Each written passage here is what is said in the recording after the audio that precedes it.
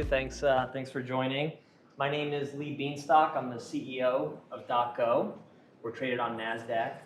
And before I get into the presentation, I just want to give you a real sense of the work we do. So how many folks are in healthcare in the room? So more general. Okay, so that is helpful because everyone has had, obviously, experience with the healthcare system, right? Going to the hospital, an emergency room, a loved one. And the healthcare system in the United States is just fundamentally broken. We spend more than any other country in the world. Our outcomes are, frankly, in the middle to the bottom of the pack. We have millions of our neighbors that just don't have the access to the care that they need. And there are people that you know, there are people in your communities that are visiting the hospital like every other month. People use the emergency room as their doctor's office. And so we created the next era of healthcare, which is basically healthcare that gets delivered to you. We are a mobile healthcare company. We meet patients where they are, when they need it. And it's outrageous to think every other industry has found a way to deliver their goods and services to you, except for the healthcare industry. They make you still go to an old school brick and mortar location, or they make you go and access the services and the healthcare that you need. And we feel fundamentally, yes, the hospitals and the doctor's offices play a vital role, but in a lot of cases, we can meet the patients where they are. We're going to have a much better outcome. That's what our company does. I'm going to walk you through tons of slides, hundreds of millions of revenue, all the services we do, but that's what we do. We go and bring care to where it's needed. CMS, the Center for Medicare and Medicaid, is projecting basically 20 to 30% of all healthcare is going to be delivered to patients' homes in the coming years. So that's where we play. We're one of the largest scaled mobile healthcare medical transportation companies in the country. Okay. So as I mentioned, we're a leading provider of tech-driven mobile care. The only way that the doctor can come see you is to use technology. The doctor used to come see you. Everyone knows that Norman Rockwell painting that probably was in the bathroom at your pediatrician's office of the doctor coming to see you. That's what we do, but we use technology to put it back and to sort of elevate the experience. We have a foundational expanding medical transportation business. If you live in any of the states where we operate our medical transportation operation, you'll see our light blue ambulances running around. We have a rapidly growing care in the home business, and it's all underpinned by our strong technology backbone and our balance sheet, our strong, pristine balance sheet. So here's what we do in a nutshell. As I mentioned, we have one of the largest medical transportation providers, service providers in the country. Today we operate across multiple states, you'll see in the map there. Essentially what we created was an Uber-like experience, an Instacart-like experience for medical transportation. So large hospital systems use our tech platform, and directly from the patient's chart within Epic, they click a button, and they can see exactly when the ambulance is arriving to pick up the patient that's being discharged. The old way was they pick up the phone, call like a taxi, the first name on the list, hey, can you come pick up the patient? Oh, sorry, we're busy. Then they call the next one. Oh, sorry, we're busy. Then they call the next one. Oh, what insurance does the patient have? Oh, no insurance? Oh, we're very busy now. Oh, they have Medicaid? Oh, we're too busy. And they just go through. Now in our platform, directly from Epic, they click a button, they see exactly when the ambulance is arriving to pick up the patient.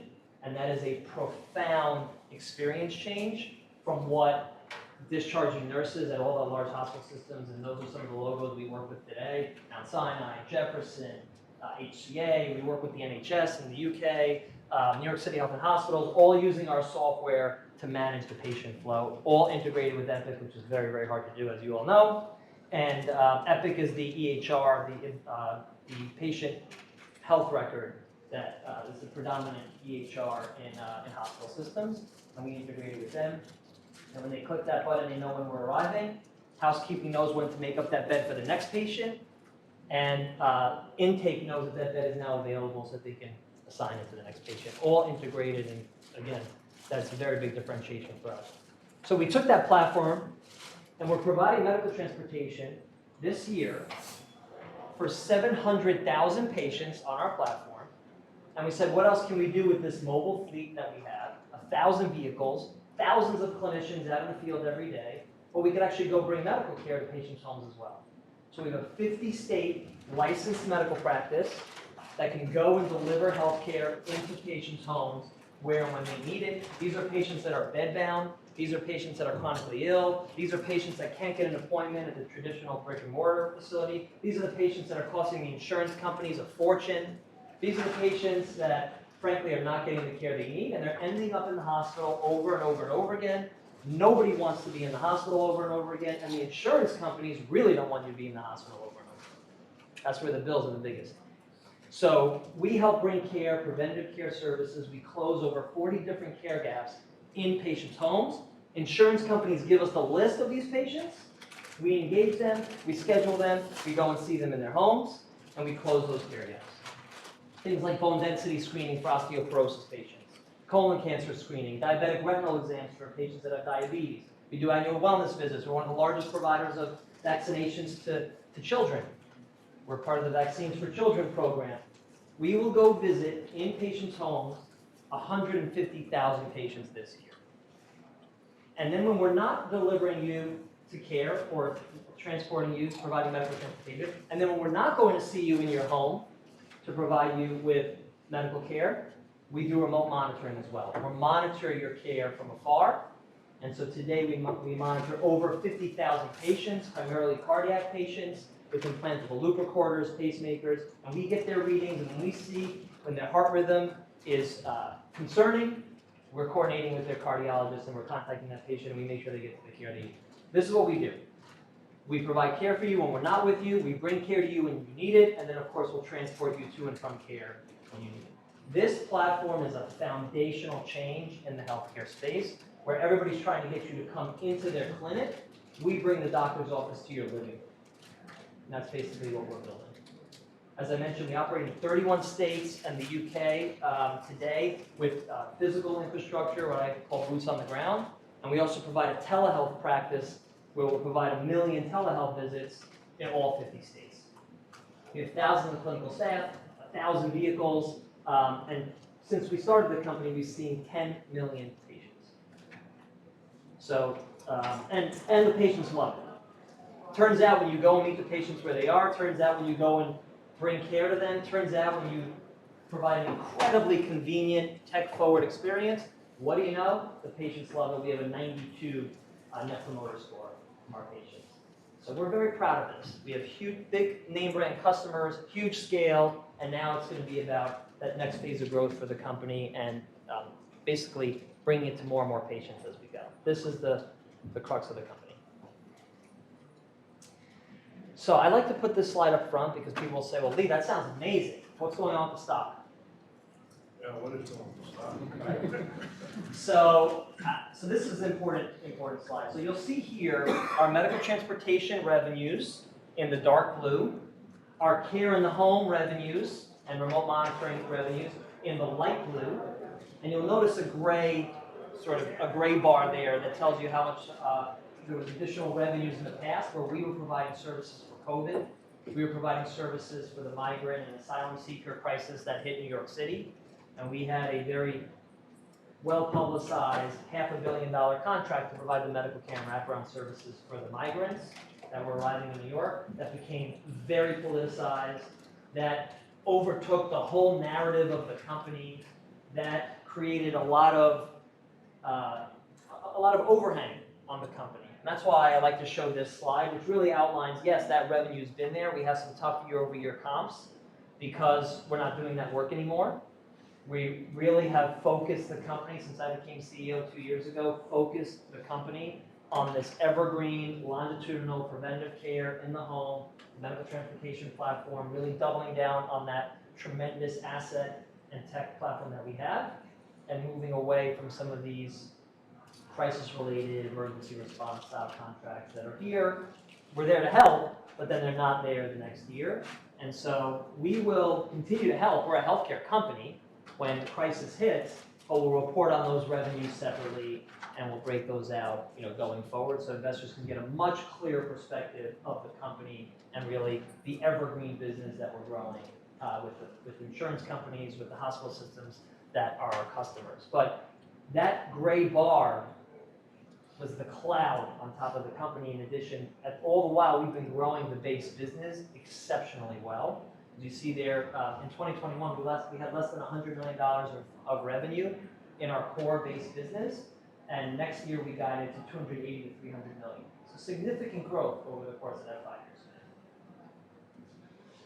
And that's what's been going on with the stock. We had our earnings call a few weeks ago, our Q3 results. We did about 71 million in revenue. Our gross margin was at 33%. We had an adjusted EBITDA loss of 7 million. A lot of that is the infrastructure that we're investing into to be able to bring the doctor's office to a patient's living room, and all of the development and training and infrastructure and investment that it takes to do that. That's where you see there. Our medical transportation business did about 50 million of revenue in the quarter. Our care in the home and remote monitoring businesses and payer provider portfolio did about $20 million of revenue. The company has no debt on the balance sheet and about $95 million of cash as of Q3.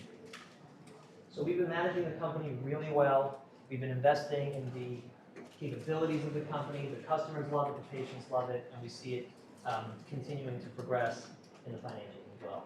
There's a lot of great wins that the company's had over the past number of months. We're launching different markets. We just started serving patients in New Mexico. We won various different contracts. And the earnings call I shared in Q3, our volumes across the board are up. We've never done more medical transports. We've never monitored more patients. We've never visited more patients in their home, etc. I talked a little bit about this. I mean, chronic disease is an absolute massive drain on the U.S. healthcare system. Over 160 million Americans have at least one chronic condition. Many have multiple chronic conditions. 25% of Americans don't even know or have a primary care provider. By the way, that incidence is higher for us than the patients that we go see. So there's just a foundational issue in this country where people are not accessing primary care and preventative care. They basically go and seek care when there's a major issue. And frankly, Americans are just getting sicker. And so the system's set up. The sicker you are, the more money the system makes. That's a perversion, right? The whole system should be set up, the healthier you are, the more money the providers and the ecosystem makes, because that's really the outcomes that we all want to see. So we have to change the healthcare industry if we really want to have a healthier country. We can't reward, when I take, let's say, my daughter to the emergency room and they blast her with 15 different tests, right? They should be rewarded to do the one test, hopefully, that she needs, and that's it, to ascertain really what the issue may or may not be. And so we have to set up the whole system. When we go to a patient's home and we catch, let's say, colon cancer earlier, or perhaps vision impairment for a diabetes patient, and we do a diabetic retinal scan earlier, we should be heavily rewarded for that. Not when they end up in the hospital and cost the system a lot of money. So that's the way the whole healthcare system is going. We're at the vanguard of that, and that's the whole infrastructure that we're building. We're going and providing preventative care. We're closing care gaps. We're trying to save the insurance companies money, and over time, the more money we help them save, the more money we should make, and the better we should do as a company. Healthier patients, the better the ecosystem is, the better our company will do. And that's a true alignment of incentives. It's the only way the healthcare industry is going to get better. So I want to talk through just quickly about the segments we have. I talked about the mobile health and medical transportation segments. We're going to project to see over 150,000 patients with this infrastructure and with this solution we're building out. We basically work with large payers, LA Care, Molina, Inland Empire Health Plan, Health First, Emblem, and they give us lists of patients with chronic conditions that need a intervention, a screening, as I mentioned, some open gap in care that needs to be checked and addressed. And for whatever reason, those patients are not going to see their doctor to get these gaps in care checked on. And so maybe if we can be successful with that, then that would be tremendously beneficial to the payers, to the health ecosystem.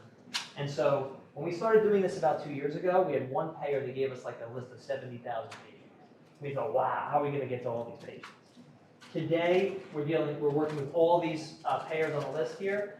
To date, over the last 18 to 24 months, they've given us lists of patients over 1 million.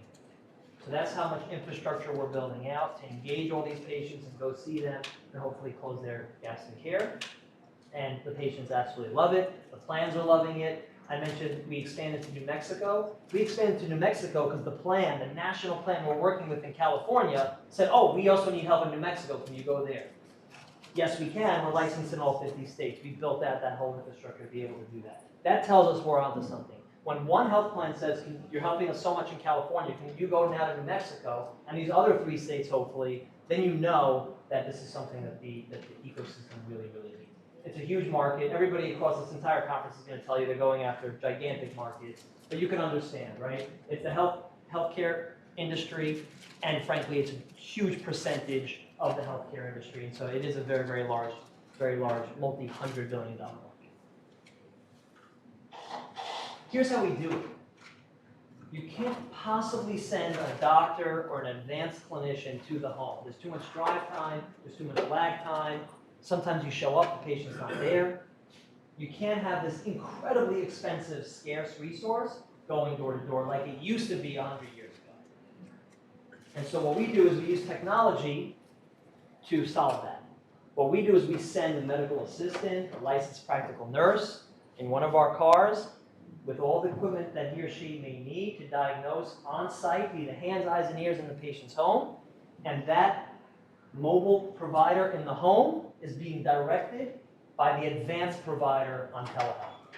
And that advanced provider can see inside the ear, nose, and throat. That advanced provider can order various labs that they may want. That advanced provider can ask to get swabs. That advanced provider can diagnose, treatment plan, prescribe, all via telehealth, directing the hands, eyes, and ears in the home. And we built the whole tech platform to unlock this. We also announced a big acquisition in late October where we acquired a platform called SteadyMD. They're a 50-state telehealth platform. So they're going to help basically all that infrastructure that they have. They see about 1 million patients a year. They also process about 2 million lab orders a year for very large customers, you know. And so they provide the telehealth services, and we're going to have them plug in and provide all the telehealth oversight for our mobile clinicians in the field. We're very excited about this acquisition. They're going to do about $25 million of revenue. They're going to be EBITDA positive, and they're going to help improve our margins and help improve all the infrastructure and coverage for the build-out that we're planning on doing. These are all the services we offer in the home. We do mobile phlebotomy. I talked about a lot of the closing of the gaps in care. We do transitional care management. The patient leaves the hospital, they go home. If that patient bounces back to the hospital within 30 days, everybody loses. The hospital gets dinged. Why the hell do you discharge this patient? They ended up right back in the hospital. Whatever you did for them the first time clearly didn't work. So we're not going to pay you a second time. The health insurance company is completely blasted. They paid for the first hospital stay, now they have to pay again. The patient, probably the most important, the patient now ends up in the hospital. Nobody wants that. So we go to the home post-discharge and we check on their vitals and we redress the incision site and we make sure perhaps where they had that operation it's not getting infected, and we titrate their meds and we make sure that they're getting the care that they transition to whatever the next care setting is so they don't bounce back to the hospital. Again, the patients absolutely love this, the hospital systems love this. And we provide urgent care, and I've mentioned primary care services in the home. Primary care services is a big focus for us because the more primary care we can do, the more longitudinal care we can do, the more that we can impact the health outcome. And when the patient's healthier, getting good primary care, we'll be successful as a company. Talking about medical transportation, also a multi-billion-dollar market, one of the largest platforms in the space. We don't run onesie, twosie trips for some nursing home here and there. We have the enterprise contracts for these large hospital systems. Here are the names, you know them. How did we get that integration with Epic, the huge EHR health record platform? It's because we have a very close partnership with Jefferson now since 2018. Jefferson is one of our largest customers, and they help shepherd that integration with Epic, which is incredibly differentiated for us. This is our platform we built. We purpose-built this platform ourselves. As I mentioned, it's integrated with Epic. There's the patient's chart in Epic that you see there up on the screen. You click a button. and you can order medical transportation, and it's fully integrated with their hospital workflows, which makes all the difference. Oh, and by the way, you as a loved one can get a text message, and you can see when your loved one's going to arrive home. The receiving facility gets to know when that patient's going to arrive home. So everybody has full transparency into what's going on. This is what consumers expect from every other service provider they have. When's the package arriving? When's the lunch arriving? When's the ride coming? When's this getting delivered? How does it not exist in healthcare? That's what we're building.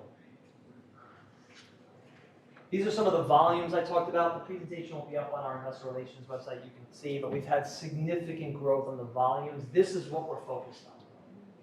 We have the balance sheet to build out the company. We want to see us serving more and more patients, providing more and more value, and we believe the value will be there for the payers, the value will be there for the hospital systems, and the value will be there for our company as well. We have a great team. I think it's a great photo of me. What do you guys think?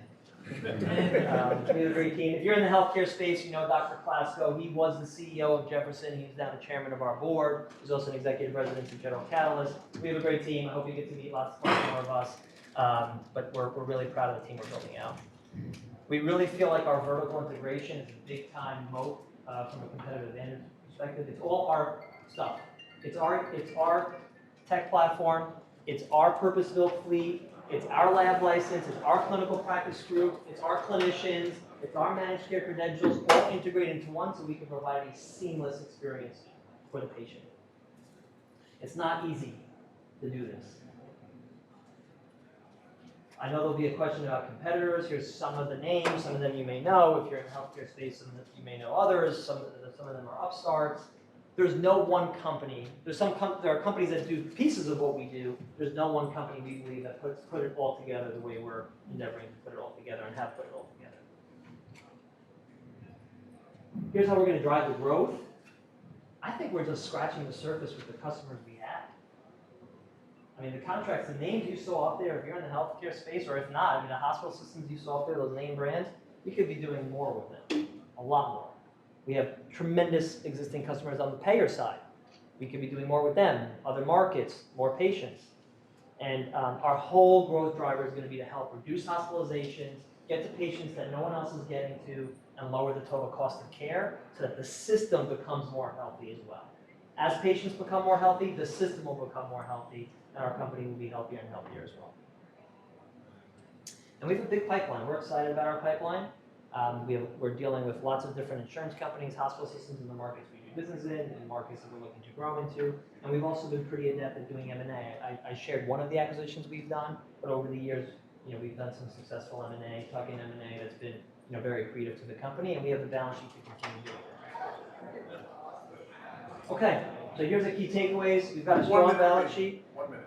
We have a defensible competitive moat, and we're building a recurring revenue base with highly attractive customers, bringing care to where patients are, helping them become healthier. And if we're successful doing that, the company's going to be incredibly successful as well. With more than 6,000 small and micro-cap companies listed, if you're looking for the next Apple, then ChannelCheck truly is your tree. It's an investor community where you can access independent Wall Street research, advanced market data, balanced news, corporate videos, and podcasts. You can even register to attend in-person Meet the Management Series luncheons, and to be part of the preeminent annual Small and Microcap Investor Conference, NobleCon. And here's the best news. Since ChannelCheck is sponsored by the featured companies, premium membership requires no investment. It's absolutely free. So check it out. Log in today. Find out why ChannelCheck is North America's leading source of research on the companies that just may change the world.